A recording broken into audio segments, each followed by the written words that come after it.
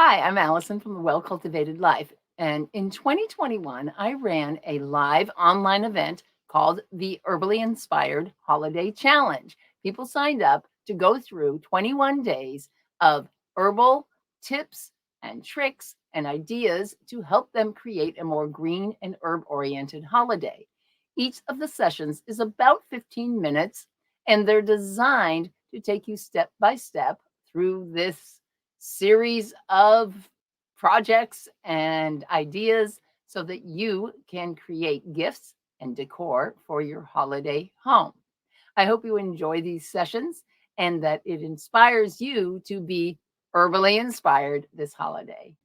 Hello, everybody, and welcome to day 2.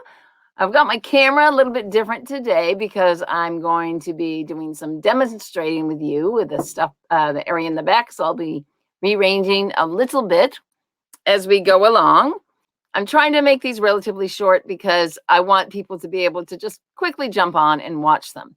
So I don't want to take a whole lot of time to talk, and I want to just go ahead and get started. Today is going to be a little bit longer because I have 2 things for you. I have a little demonstration for our plant of the day.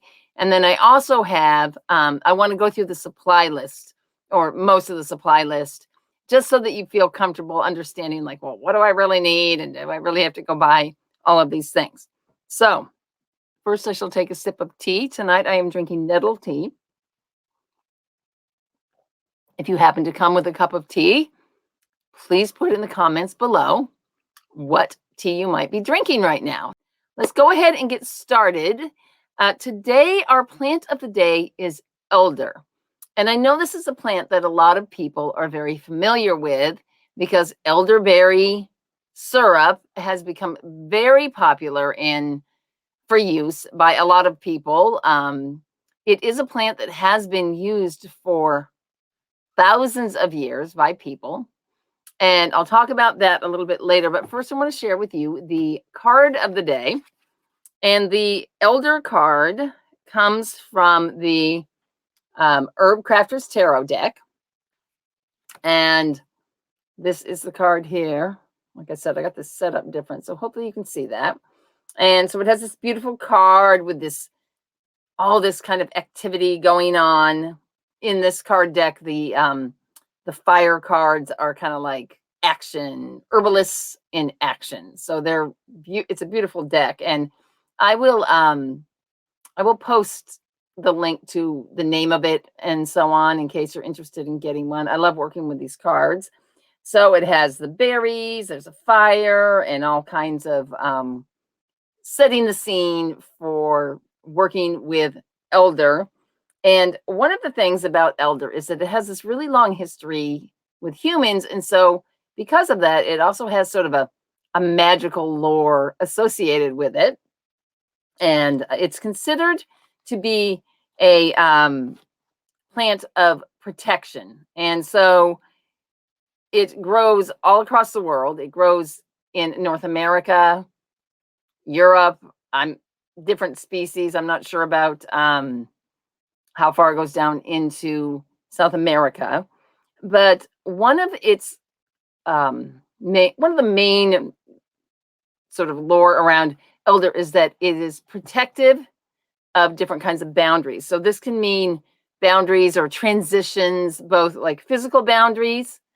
Some elder decided to grow into my yard, and it grew right next to my chicken coop.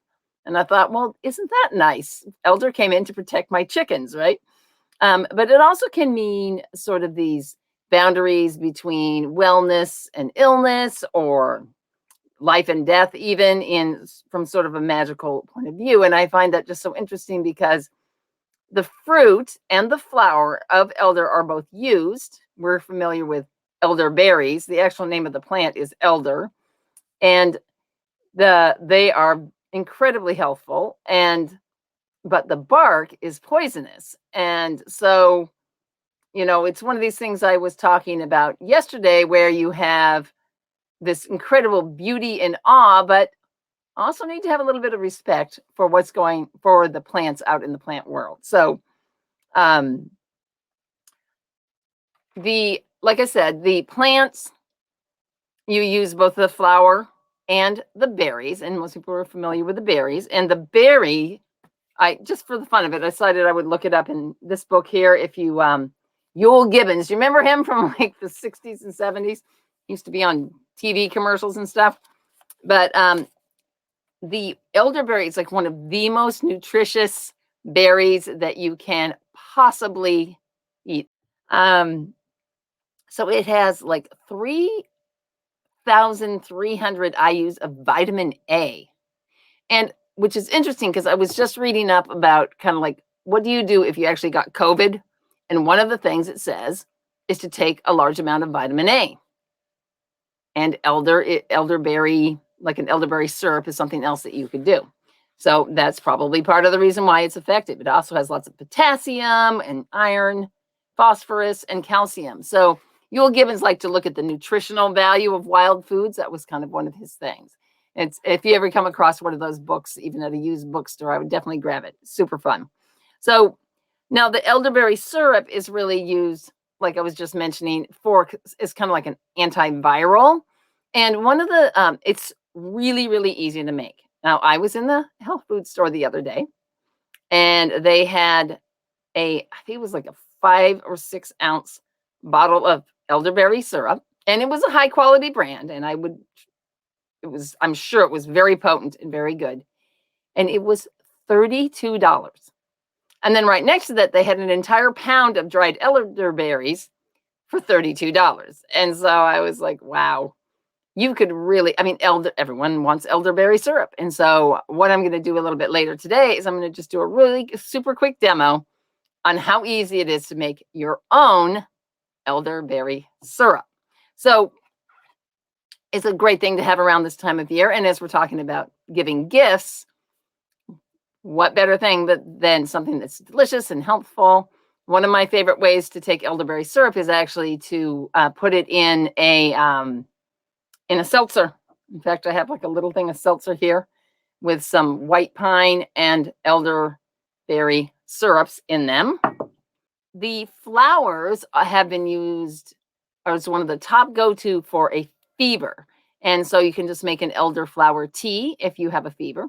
And then the other uses, it's often used in more for your skin. It's like even a tea could be made for a skin wash. And it's great in like an herbal face steam. So one of the things we'll be learning to make later on in the challenge is, how do I blend different herbs together to gift? Or, hey, by the way, all these gift things we're going to be making, you are definitely going to want to make twice as much and keep it for yourself. Okay, just bear that in mind. Buy double. All right. But we can learn how to make a facial steam, and the elderflower is wonderful in that. So like I can do an entire week-long challenge or workshop just on elder. So I'm just going to save some time at the end. I'll show you super quick how you can make your own elderberry syrup. Now, I hope that most of you have had the chance to download the supply list and take a look at that. And I am just going to pull it up on the screen here right now. We'll go through it real quick, and then I'll show you some of the supplies I have here in the back. Let me see if I can get this to go right. All right, so we are starting out with standby one. Let me go up here. So, and on the supply list, it just basically says, hello, and emphasizes that these are things that you might need and that you don't need to go running out and get all of them, right? So let's start with talking about the different kinds of containers that you might want to use as part of this. And I think what I'm going to do, actually, I have to move my camera, so I'm going to close it real quick. I'm going to rearrange it so I can show you some of the things I have here. Awesome. Okay, I'm going to be at a weird angle, but you'll get used to it. Okay, so here we are. I've got all my stuff over here, and I wanted to first just talk about some of the types of containers and supplies that you would be using. Your number one best friend for all of this is going to be canning jars. Okay, I found this really nice. It's got like a decorative swirl on it just at the local hardware store.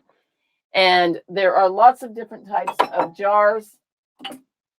This one, I believe, is from this has some rose petals in it. And this is from like I don't know, spaghetti sauce or something, right? So I saved that. But these kinds of jars, these are small quart-sized jars, also are very, very helpful, as well as these little guys right here. These little half cup size, it's a 4-ounce jar, are so handy, especially if you're going to be giving gifts. And they've got that quilted, the cute little quilt on it. They've got a place right here for a label. So if you're a canner or a preserver at all already, you will probably have a whole bunch of these types of supplies already. Now, the other thing I did is that the other day, I did a Goodwill thrift store trip, and I found some things there, and I just wanted to share with you that you don't have to spend a lot of money on these kinds of things. This was $1, and it's this very cute little container with a little tin lid on it, kind of antique-y looking. It's probably meant to have some sort of like bathroom Q-tips or something like that stored in it. But that's really adorable. And I thought, wow, you could put a potpourri or even a tea blend into this, so it's all nice and colorful. And that would be a great way to gift that to somebody. I also found this just kind of fake.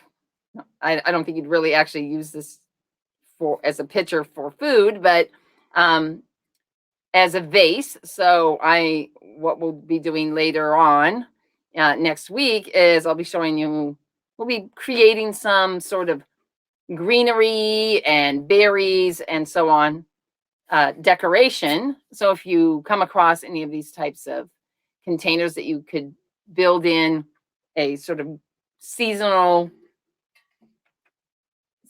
gift, you could do that as well. And then the other thing I found was this very cute little it was like $3, cute little oil, so that if you wanted to make some sort of infused oil with rosemary, something that somebody might be using for cooking, you could gift them a bottle of oil plus this little on the side that they could use for pouring it. So I thought that was very good. Now, the other types of supplies that you're definitely going to want to have, one of the most important things, believe it or not, is sieves. Okay. Sieves, I kind of have the sieve addiction. Okay. This one is wonderful if you're doing a large quantity of things. And then all these other different sizes for straining anything that you might be infusing. Okay. This sieve here is the shape like that, is wonderful if you want to make tea and you want to dip it down into your teacup. I no longer use a container for my tea. I let it float free, and then I use the sieves to strain it out. So let's say you wanted to gift somebody a tea blend, you could get a little strainer to go along with it. The other very important thing is, of course, different kinds of funnels. And this is a canning funnel, which is lovely for working with the canning jars. So if you're a canner at all, you probably have that already. And then you also want some other types of funnels. Cheesecloth, incredibly important for straining things as well. And especially if you decide that you want to make some kind of infused oil. I'm currently making a yarrow infused oil right here. And one of the tricks for making infused oils is rather than putting a solid lid on it, you want to put cheesecloth over the top, and that allows any excess water to evaporate out and gives you a higher quality oil. So cheesecloth is important. Use it for straining. And then for other little gift ideas, these are kind of small, but you can get these fillable tea bags. You could create a variety of different tea blends.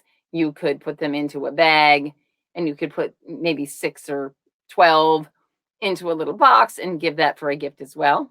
And you can also get the Muslim reusable ones, and I bought some to show you, and I don't know where they are. So there we go.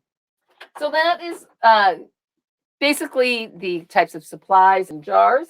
And then the other thing that I wanted to show you, let me add this back into the stream here, is just the different kinds of liquids that we can use to make different types of extracts. So,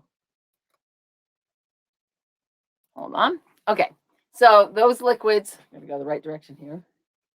I might be able to get here. So we're starting out with, what's the first one on there? Well, alcohol. Everybody knows what that is, right? And so what I generally buy, this is just some vodka. I am actually going to be making some vanilla extract with this, and I'll be demonstrating that for you in a couple of days. So alcohol, a lot of people use vodka because it's doesn't have a lot of a flavor to it. I tend to use, if I'm making something like a cordial that I want to drink as an aperitif, then I will use brandy usually because I just prefer that. The other thing, next thing on the list is glycerin. So glycerin, and I have some here, is it's like a thick, it's kind of a weird thing. It tastes sweet, but it's actually a derivative from fat. So this is made from coconut oil, and they somehow extract it out. Honestly, I don't know how they make it, but it is a wonderful option if you don't want to use alcohol. It's also really great if you're making anything that is for children. You can use a glycerin base instead of an alcohol base. And that's kind of a specialty thing. So it's definitely more, not everybody might want to use that. So our next thing on the list is, I'm looking up on here, it's honey, of course. Now, I love this raw honey, but as you can see, it is completely solid. So I have to really, what I started doing was getting a regular honey, like a regular clover honey that was filtered. And then I use that to put my whatever I want to extract. Right now I have some garlic extracting in some honey. My husband is sick, and so he is eating the garlic honey. And then what I do is I do it kind of half and half. And then you can warm up your honey infusions to get everything blended together. And we'll be talking about that more. That is definitely one of the things we'll be doing on the workshop this coming Saturday. And then I think the last one was vinegar. And so with vinegars, I have this, you're probably familiar with this, it's probably the most popular type, which is the Bragg's, and it says with the mother. And that just means that it hasn't been pasteurized or filtered. And so vinegar actually has sort of probiotic properties to it. And so you want to make sure you get sort of a living vinegar if you can. Now, this is kind of strong tasting, so I don't know that I would use this for a salad vinegar necessarily. So if you want to get some other kind of wine vinegar, and some people are lucky, they might have a local farm or a local producer that's making vinegars, like a high quality vinegar, if you're going to be gifting it. What you don't want to do, you do not want to use the white vinegar that you use for like cleaning your hairbrushes and washing your windows, because that's just not really the quality that, if you're going to go to all this time and effort to create something delicious and beautiful, you want to make sure you're starting with good quality products. I am a huge proponent of organic agriculture, and so I try to get certified organic whenever possible. It's not always possible. And then the last thing would be oils. And olive oil is the most commonly used. It's affordable, and you can get high quality organic oils for not that much money. And you can do a variety of things with oils. You can create all kinds of herbals, infusions, and then you can also use them for that's kind of like the base for skincare products. We won't get into making salves and lotions and stuff in this particular program. We're more focused on the other types of extracts, but you can put culinary herbs into oil, and that makes it a lovely gift. You could do a sage vinegar and a rosemary oil and give that to somebody as a pair. Which reminds me, I forgot to show you this jar here, which I personally think is one of the, they're not that expensive. You can usually get them, well, I'm sure you can get them on Amazon or any kind of place like that. And these are these kind of flip top bottles, and they're resealable. And these are really nice. You can make a big batch of, let's say, oil or vinegar in a canning jar, and then you can put some of it into a little jar to give away as a gift. Awesome. All right. And I think, let's see what else we have on our, take this off of here for now. What else is on our supply list? I think our next thing is, and I'm not going to get into this too much tonight because this is not what we're doing this week. So, except to say one thing. So, the natural materials, I'll be sharing with you some ways to make all different kinds of decorations and natural wreaths and some super easy ways to do that. And one of the nice things to use is not just the typical greenery that we always think of, but also to add in seed stalks from different plants that are standing this time of year. A lot of people haven't cut them down, or there might be a wild place where you can find some seed heads. One of the seed heads that has kind of a cool shape to it is, for example, daylilies, and those are very popular. So a lot of times you can find the daylily little seed beds. They have like a three little prongs on it. Asters make a nice seed head. If you have sumac around, and so on. So I'll give you more details on that. But the reason why I'm telling you that now is because I want you to start, as you're driving around or walking around your neighborhood, I want you to start noticing if there's something like that that you could start to collect. And sometimes they look nice just as you collect them. And sometimes you can just give them a quick coat of paint, quick coat of spray paint. I did some with some white paint and made it look like it had snow on it. It was really cool looking. And so I just want to get into that right now. And then we'll talk about some of the other supplies. Like, for example, this here. Can you see it okay? So this I got another Goodwill find for $1. And it has these like plastic flowers in it, which I don't really like. And so I'm just going to take those off. And now I have a, it's a branch ring that I can add on some other herbal things or berries or pine boughs or whatever I want to add onto it. And then, of course, there's all the other supplies like florist wire and just pruners and clippers and the normal kinds of things. So if you're kind of a craft kind of a person, you'll probably enjoy the decor part of this challenge, where we'll be getting into more doing that sort of thing. All right. And then the last part of the supply list is the, let me go over here again, scroll on down. It's just the different kind of herbs. And I had put on here that just, you know, I recommend, if you can, to go to a natural food store or herb store that has a bulk herb section.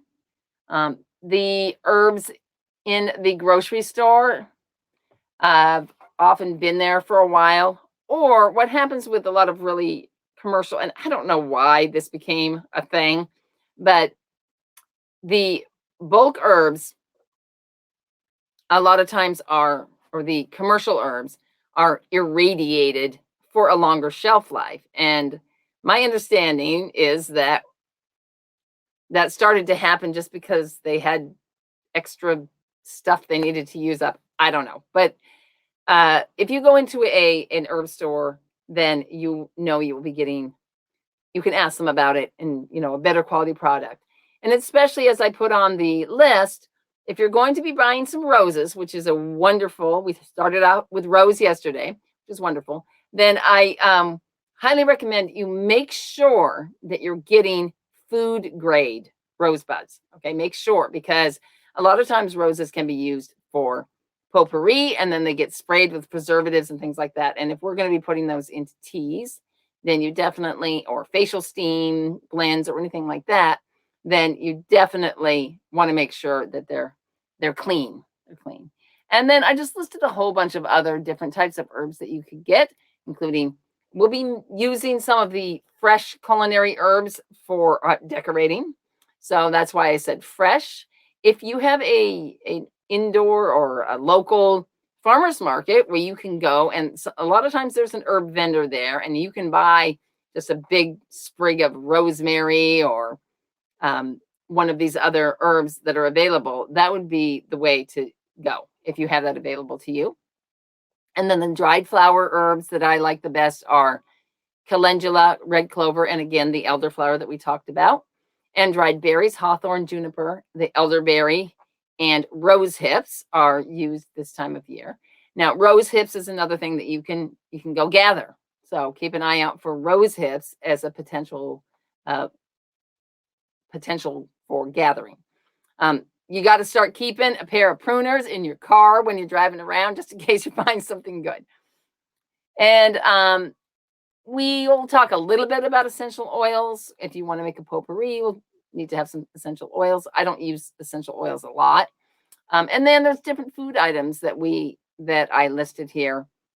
I'll give you a recipe for making like an herbal candied nuts that you can bake in the oven with the maple syrup and stuff. I live in New England, so maple syrup is easily accessible from here. You can use brown rice syrup. If you like agave syrup, whatever your sweetener of choice is, or even honey.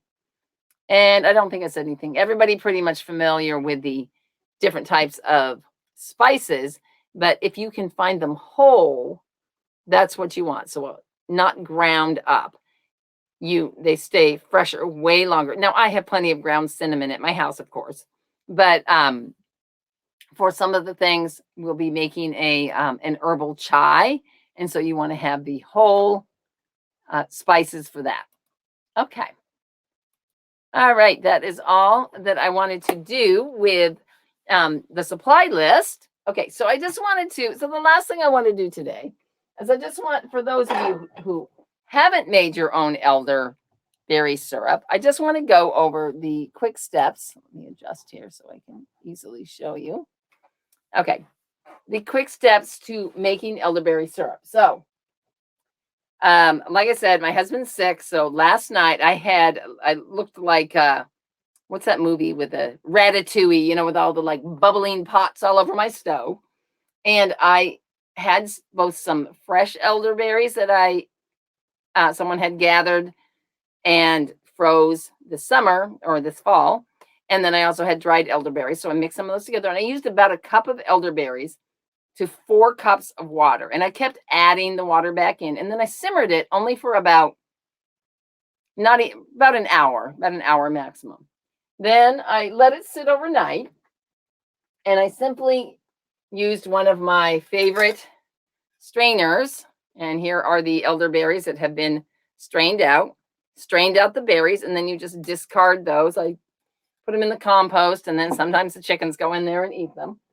And then all I'm going to do next is I'm going to put this back into my pan. I'm going to gently warm it, and then I'll add whatever kind of sweetener I want. Some people will add almost like a 1-to-1 sweetener. I find that to be way too sweet for me.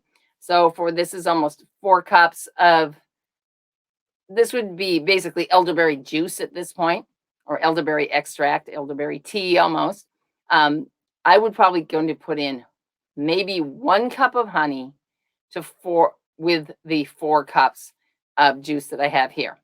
And one of the important things about using honey is that if you have the raw honey like this, it does have a lot of really nourishing properties in it.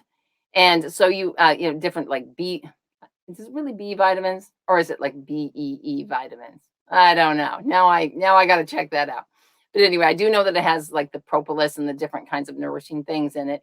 And so you want to make sure that you're just barely warming up the juice enough just to dissolve the honey, because you don't want to boil it. Then you end up killing off a lot of the good stuff.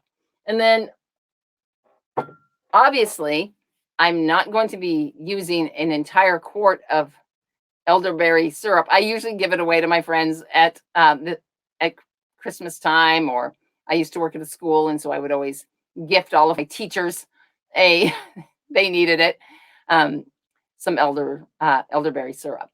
But you can put it in the freezer and just take it out in small amounts at a time. And that's where maybe not glass, but something this size might be nice to freeze, because if you're not sick, you're probably not going to go through it too fast. So you can just get yourself some small containers and freeze those. Some people like to do the ice cube method. And lastly, I just wanted to show you, for those who haven't seen the elderflower, let me see if I can get this lined up. I'll just pick this up. So in here, I've got both the lined up, right? Elderflower. Move it over here so you can see it, which is this beautiful yellow. It's like a creamy white, and it dries to more of a yellow.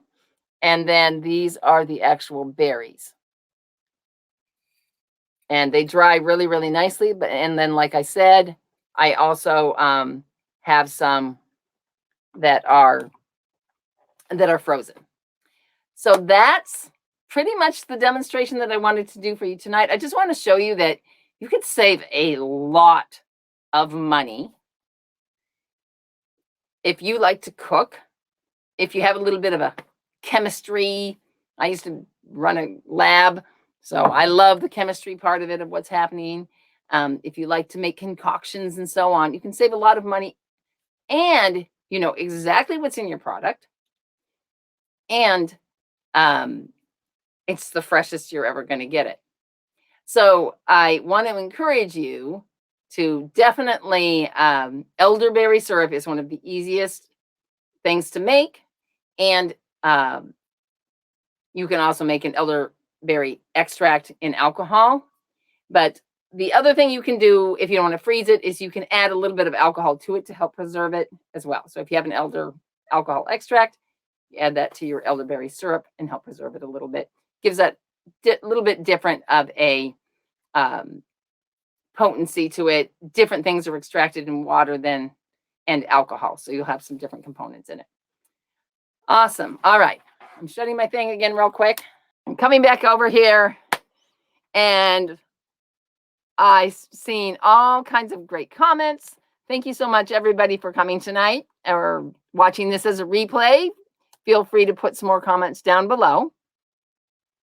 And so Kanita is saying, I make a few recipes. One for grandkids is elderberries, hibiscus, and rose hips. And then she uses the raw honey in that.